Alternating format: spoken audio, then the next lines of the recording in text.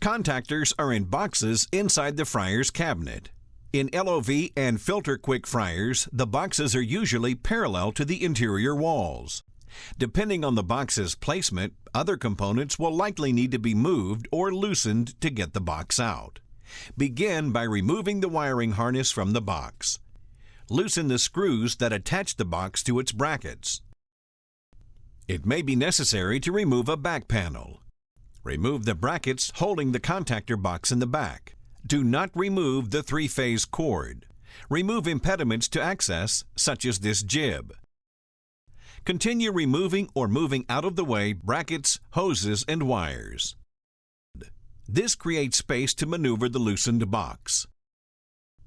If the box is over the filter pan, remove the pan and its lid.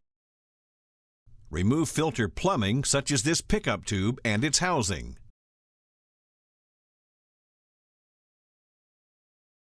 Maneuver the contactor box onto the floor. Remove the top and remove the screws holding the three-phase wiring. When replacing an earlier contactor with a Schneider unit, a plate and instructions are provided to fit the new contactor into the box. Replace the flawed contactor.